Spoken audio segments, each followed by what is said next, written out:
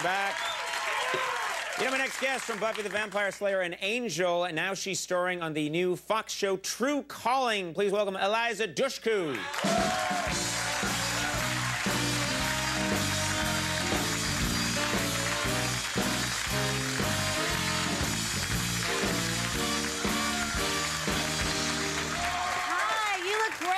You look gorgeous. How are you? Please. Hi, nice to meet you. Pleasure to meet you. Nice to meet you. Over here. What's going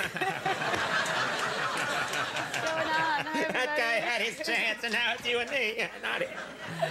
What's up? You know what I have to say, and that I noticed this the last time that you were on the show, and I'm noticing it right now. I don't think the camera can see. Your teeth are gorgeous, and they're like lit up. They're so white. They're beautiful. Does anybody have the Sonicare in the house? The 52,000 brush strokes a minute. The Sonicare toothbrush. Come on, anyone? Yeah! It's like this piece is over. It's so good. 52,000. 52,000 brush strokes a minute. I think that's a lie. That's one of those things they say on the when you buy it. I read the pamphlet like 5 times. Yeah, they can say that in the pamphlet. There's no way there's 52,000 brush strokes in 1 minute. It just write a letter. Ask it. Write a letter. I got a TV show I can say right now. I don't need to write a letter like other people. I can say, you lie, Sonicare. You lie. You lie. I love like the dentist, and I love going. But thank you. That's very nice. What do you mean you love going to the dentist? Who loves going to the dentist? I do. Why? I get gas for cleanings. You get gas? Yeah, I tell my dentist. You don't get gas for cleanings. Well, I tell them that I hate it and that I'm very afraid. So that they put you out. I'm gonna get in trouble now. I'm blowing my whole cover. This wasn't on our thing. This guy is being rated right now as we speak. So when you get a simple cleaning, you're in Wonderland. You're having a good time. It's vanilla flavor, and they put like a little thing on. Groovy, man, groovy. You don't do that? We're gonna do it after the show. You know? Me, Eliza, and Elvis are gonna be backstage doing some vanilla gas. Have some vanilla gas. Yeah. Now, you're from, we have something in common. We're both from the Boston area. I know. We did Boston accents the whole, Boston. Boston. Nice. Are you going to make it back for the holidays? I'm going back. Are you going to go back? I'm going back. I always go back. We're trying to get the whole family there, and it's kind of it's like an ordeal getting everyone there. Why? Is everyone spread out all over the place? Yeah, and my grandparents, we finally just sealed the deal, but they moved to Utah this year. They're 85, and they were getting older, and so... we called them and said, okay, we're going to book your flight to come home for Christmas. And they said, are you kidding? No, we moved to Utah to die. We're not coming home.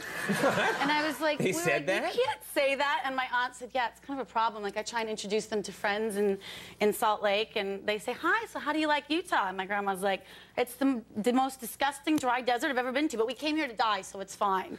She tells people this. People just say that? They got to get a new... I think you're supposed to have a good, fresh attitude about life. You can't go around... I mean, you could take that everywhere, well, you know? I bought her a first-class ticket, and she was like, okay, I'll come, but I'm not dressing up on the plane. Right. Well, also, these days, 85 people live to be 110. You can live forever now. Yeah. Well, she's, like, over it, maybe. Over what? Over living? I don't know. That's such a weird concept. Living, been there, done that. Living is so 10 minutes ago, dude. That's her motto. We came here to die, so... Now, your show... Yeah, we came here to die. That's on the Utah license plate. Come here to die. Oh, wait, that's Florida. Anyway... What? Very good. I'm just saying that, hey, who is someone from Florida here? Because I don't fight you. What? There's a guy back there waving his walker in the air. I'm from Florida! Don't make jokes! Jaw falls off. All right, now... I forget where I am. Your show, True Calling, this is a cool idea for a show, because in the show, at the beginning of the show, you work in a morgue, and it always begins with you seeing a body, and the body speaks to you. Yeah. And says how I've been murdered, and you've got to... Well, it just says, like, save me or help me, and then I have to find out how they were murdered when the day goes back and repeats. You can go back in time, and you can sort of prevent them from being murdered. Yeah. That's a very cool idea. Hopefully. Now, you shoot this thing in an actual morgue set, which I think would be very creepy, right? Yeah, yeah, but my friends are a little more creeped out than I am. I'm not really that afraid of dead bodies, but I grew up with a friend whose dad worked in a funeral home, so I was kind of around. You'd go hang out at their house all the time? You'd say, let's go to the, let's buy some bubble yum and then head over to the funeral home? No, well, kind of. Her grandma lived upstairs, and so we used to go when, after school, and she'd babysit. So we were like 7, 8 years old, and Grandma would take a nap, and we'd go kind of... The people, I mean... Do what? I mean, I'm trying to think what you're doing. Well, we would just... Like ride coffins down the stairs? I mean, what... No, what are you doing? Her parents were the most kind-hearted, like, nurturing, cool people, and they were very...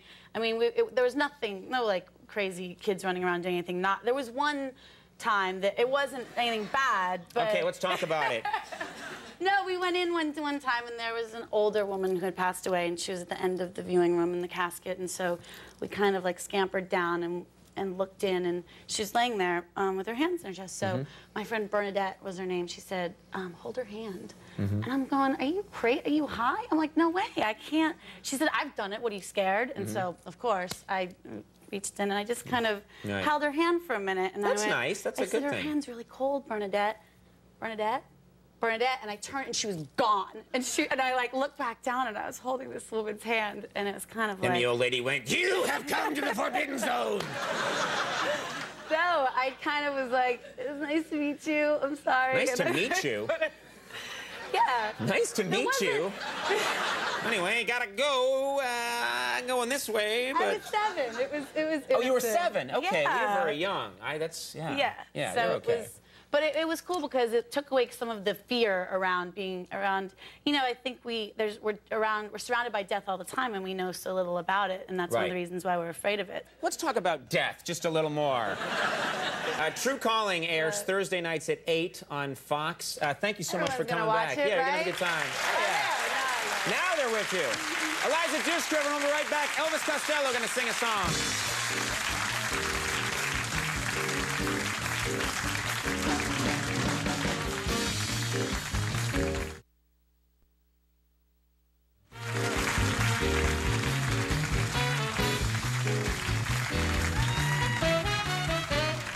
All right, everybody. And now here to perform a song from his new album, North, is Mr. Elvis Costello. Hail to the Texas.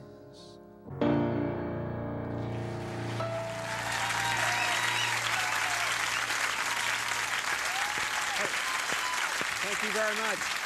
That was great. Elvis Costello, everyone. The album's North. Go get that album. We'll take a break. We'll be right back.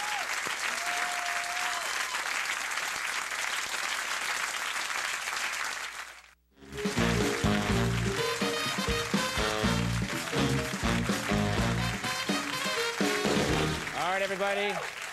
That's our show. Do you want to thank my guest, Eliza Dushku? Thank you very much for being here. Big thanks to Elvis Costello for doing double duty. He talks, he sings. Max Weinberg and the Max Weinberg 7. Thank you, fellas. Take your last call. The car's in there. Bye, bye, bye.